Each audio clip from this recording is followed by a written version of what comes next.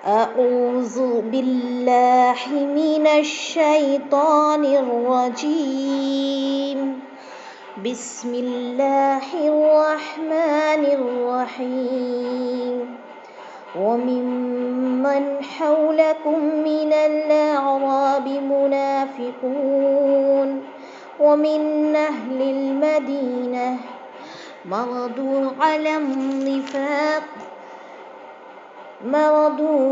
النفاق لا تعلمهم نحن نعلمهم سنعذبهم مرتين ثم يردون إلى عذاب عظيم وآخرون اعترفوا بذنوبهم خلطوا عملا صالحا وآخر سيئا عسى الله أن يتوب عليهم إن الله غفور رحيم۔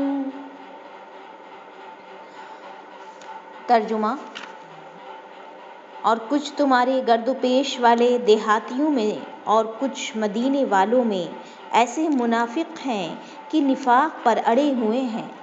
آپ ان کو نہیں جانتے، ان کو ہم جانتے ہیں۔ ہم ان کو دوہری سزا دیں گے، پھر وہ بڑے بھاری عذاب کی طرف بھیجے جائیں گے۔ اور کچھ لوگ ہیں جو اپنی خطا کے اقراری ہیں، جنہوں نے ملے جلے عمل کیے تھے، کچھ بھلے اور کچھ برے۔ اللہ سے امید ہے کہ ان کی توبہ قبول فرمائے۔ بلا شبہ اللہ بڑی مغفرت والا، بڑی رحمت والا ہے۔ تو کل جو آپ نے ویڈیو سنی ہوگی، آڈیو، اس میں بھی آپ جانتی ہیں وہ من العراب، عرابیوں کا ذکر تھا، دیہاتیوں کا ذکر تھا۔ ان میں سے اللہ تعالیٰ نے 2 قسمیں بتائی تھیں۔ ایک تو وہ لوگ تھے جو بہانے بناتے تھے اور جو کچھ آپ صلی اللہ علیہ وسلم و صحابہ کرام رضی اللہ عنہ خرچ کرتے انہیں جرمانہ سمجھتے اور مسلمانوں کے برے وقت کے انتظار میں رہتے۔ دوسرے وہ لوگ جو قیامت کے دن پر ایمان بھی رکھتے، خرچ بھی کرتے اور اللہ کے رسول صلی اللہ علیہ وسلم کی دعائیں لیتے۔ تو یہ جو ہے اس میں اسی سلسلے کی ایک اور آیت آج ہمارے سامنے ہے۔ وَمِمَّن، اور کچھ تمہارے گرد و پیش، حولکم، تمہارے آس پاس، کیسے دیہاتی ہیں؟ مدینے والوں میں ایسے منافق کے نفاق پر اڑے ہوئے ہیں۔ دیکھیے، مردہ اور تمردہ کے اصل لغوی معنی ہیں نرمی، سپاٹ ہونا، تجرد۔ چنانچہ اس شاخ کو جو بغیر پتے کے ہو، وہ گھوڑا جو بغیر بال کے ہو، اور وہ لڑکا جس کے چہرے پر بال نہ ہوں، ان سب کو امرد کہا جاتا ہے، اور شیشے کو سرح ممرد ای مجرد کہا جاتا ہے۔ مردوا علی النفاق کے معنی ہوں گے تجردوا للنفاق، گویا انہوں نے نفاق کے لیے اپنے آپ کو خالص اور تنہا کر لیا، یعنی اس پر اصرار اور استمرار ہے، یعنی کہ ریگولر، کنٹینیوسلی ایک بری عادت ہے ان کے اندر اور وہ کر رہے ہیں۔ آپ ان کو نہیں جانتے۔ کتنے واضح الفاظ میں نبی صلی اللہ علیہ وسلم سے علم غیب کی نفی ہے۔ کاش اہل بدعت کو قرآن کو سمجھنے کی توفیق نصیب ہوتی۔ کہا جا رہا ہے آپ ان کو نہیں جانتے، ان کو ہم جانتے ہیں، ہم ان کو دوہری سزا دیں گے۔ اس سے مراد بعض کے نزدیک دنیا میں ہی دوہری سزا ہے، پھر وہ بڑے بھاری عذاب کی طرف بھیجے جائیں گے۔ اللہم اعاذنا اللہ منہا۔ اور کہا گیا وآخرون اعترفوا بذنوبہم خلطوا عملا صالحا، کچھ لوگ اور ہیں جو اپنی خطا کی اقراری ہیں۔ تو اس سے مراد وہ مخلص مسلمان ہیں جو بغیر عذر کے محض تساہل کی وجہ سے تبوک میں نبی صلی اللہ علیہ وسلم کے ساتھ نہیں گئے، بلکہ بعد میں انہیں اپنی غلطی کا احساس بھی ہو گیا اور اعتراف گناہ بھی کر لیا، اور جنہوں نے اپنے ملے جلے عمل کیے تھے، اور کچھ بھلے کچھ برے عمل۔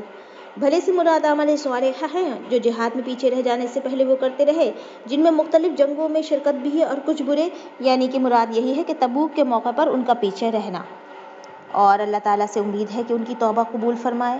اللہ تعالیٰ کی طرف سے امید جو ہے یقین کا فائدہ دیتی ہے۔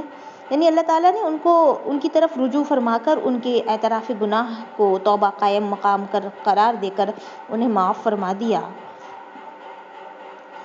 تو دیکھیے یہ ہیں، کس کا ذکر تھا ان 2 آیات میں؟ تو انہی لوگوں کا ذکر تھا کہ جو لوگ آپ صلی اللہ علیہ وسلم کے آس پاس ہیں اور نفاق جن کے دلوں میں بھرا ہوا ہے، اور وہ لوگ جو خطا کر لیتے ہیں لیکن خطا پر اصرار نہیں کرتے۔ تو یہاں سے ہمیں بہت گہرے سبق ملتے ہیں۔ آپ جانتی ہیں کہ مومنین کے بارے میں بھی اللہ تعالیٰ نے قرآن مجید میں فرمایا کہ وہ لوگ ہوتے ہیں اگر گناہ ہو جاتا ہے ان سے تو وہ فوراً توبہ کر لیتے ہیں۔ یعنی کہ گناہ ہو جانا اور گناہ کر لینا یہ ایسا عمل نہیں ہے کہ جو مومن نہ کر سکے، لیکن مومن کی شان اور اللہ تعالیٰ کی بھی شان توبہ قبول فرمانا ہے۔ انسان اصرار نہ کرے، انسان اپنی نفاق پر اور اپنی برائیوں پر اڑے نہیں، تو یہ جو اڑنا ہے، جم جانا ہے، یہی جو ہے بڑا گناہ ہے۔ اللہ تعالیٰ توبہ قبول فرمانے والا ہے۔ جب اللہ کے رسول صلی اللہ علیہ وسلم کے درمیان آس پاس لوگوں کی توبہ قبول فرمائی تو اللہ تعالیٰ تو بے انتہا رحیم ہے۔ تو انسان جو قرآن مجید پر غور کرتا ہے وہ جانتا ہے کہ ایسا کوئی انسان ممکن نہیں ہے کہ کبھی کوئی گناہ سرزد نہ ہو، بلکہ ہمیں اپنے آپ میں درمیان آپس میں معافی کو ترجیح دینا چاہیے، ایک دوسرے لوگوں کی غلطیوں کو معاف کرنا اور ان کے خطاؤں کو درگزر کرتے رہنا، نظر انداز کرتے رہنا خطاؤں کو، یہی ہمارا جو ہے ایک مزاج ہونا چاہیے۔ اور لیکن ان گناہوں پر جو اڑ جائیں اللہ تعالیٰ ہدایت دے اور ہمیں بھی ہدایت دے کہ اگر ہم نے اپنی زندگی میں کچھ ایسے اعمال شامل کر رکھے ہیں کہ ہمیں اندازہ ہی نہیں ہے کہ وہ گناہ ہے اور ہم اپنے آپ کو صحیح جان کر رہے ہیں، تو اللہ تعالیٰ ہمیں نیکی کی اور ہدایت کی طرف ہماری جو ہے آنکھیں کھول دے۔ اس کے بعد جو ہے آیت نمبر 103، خُذْ مِنْ أَمْوَالِهِمْ صَدَقَةً تُطَهِّرُهُمْ وَتُزَكِّيهِمْ بِهَا وَصَلِّ عَلَيْهِمْ إِنَّ صَلَاتَكَ سَكَنٌ لَهُمْ وَاللَّهُ سَمِيعٌ عَلِيمٌ۔ آپ ان کے مالوں میں سے صدقہ لے لیجئے جس کے ذریعے سے آپ ان کو پاک صاف کر دیں اور ان کے لیے دعا کیجئے، بلا شبہ آپ کی دعا ان کی لیے موجب اطمینان ہے اور اللہ خوب سنتا ہے، خوب جانتا ہے۔ دیکھیے یہ عام ہے، جرم کا اعتراف کرنے والے مذکورہ صحابہ کرام اور تمام مسلمانوں کو شامل ہے۔ نبی صلی اللہ علیہ وسلم کو کہا جا رہا ہے کہ اس کے ذریعے سے آپ مسلمانوں کی تطہیر اور ان کا تزکیہ فرما دیں، جس سے یہ بات واضح ہو جاتی ہے کہ زکوٰۃ اور صدقات انسان کے اخلاق و کردار کی طہارت اور پاکیزگی کا بڑا ذریعہ ہیں۔ علاوہ ازیں صدقے کو اس لیے صدقہ کہا جاتا ہے کہ یہ اس بات پر دلالت کرتا ہے کہ خرچ کرنے والا اپنے دعویٰ ایمان میں صادق ہے۔ دوسری بات یہ ہے کہ معلوم ہوئی کہ صدقہ وصول کرنے والے کو صدقہ کرنے والے کے حق میں دعائے خیر کرنی چاہیے۔ جس طرح یہاں اللہ تعالیٰ نے اپنے پیغمبر کو دعا کرنے کا حکم دیا، آپ اس کے مطابق دعا فرمایا کرتے تھے۔ اس حکم کے عموم سے یہ استدلال بھی کیا گیا ہے کہ زکوٰۃ کی وصولی امام وقت کی ذمہ داری ہے۔ اگر کوئی اس سے انکار کرے تو حضرت ابوبکر صدیق رضی اللہ عنہ اور صحابہ کرام رضی اللہ عنہ کے طرز عمل کی روشنی میں اس کے خلاف جہاد ضروری ہے۔ ابن کثیر۔ تو یہ بات آپ کو سمجھ میں آ گئی ہوگی زکوٰۃ سے اور صدقات سے متعلق کہ یہ طہارت کا ذریعہ ہے اور تزکیے کا ذریعہ ہے، اور آپ سے کہا گیا کہ ان کے لیے دعا بھی کیجیے، وصلی علیہم۔ تو اگر آج ہمارے درمیان آپ صلی اللہ علیہ وسلم نہیں ہیں، لیکن اللہ تعالیٰ نے جو ایک اجر رکھا ہے ان لوگوں کے لیے صدقات جو کریں اور زکوٰۃ کا اہتمام کریں، تو یہ ان کے لیے بھی دعاؤں کا ذریعہ ہے، یعنی کہ آپ صلی اللہ علیہ وسلم کی دعاؤں کا ذریعہ ہے، کیونکہ اللہ تعالیٰ نے کہا کہ آپ ان کے لیے دعا کیجیے۔ کون لوگ ہیں؟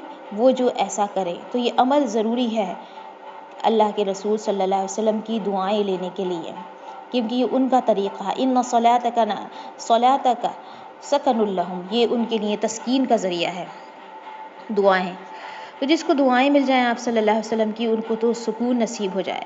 تو اللہ تعالیٰ ہمارے عمل درست کر دے۔ کہیں ہمارے اعمال میں کچھ ایسی کمیاں ہیں جو آج ہم دلوں کی بے قراریاں اور بہت ساری بے چینیوں کا شکار ہیں، اللہ تعالیٰ ہمیں ہدایت دے۔ اب آیت نمبر 104 ہے،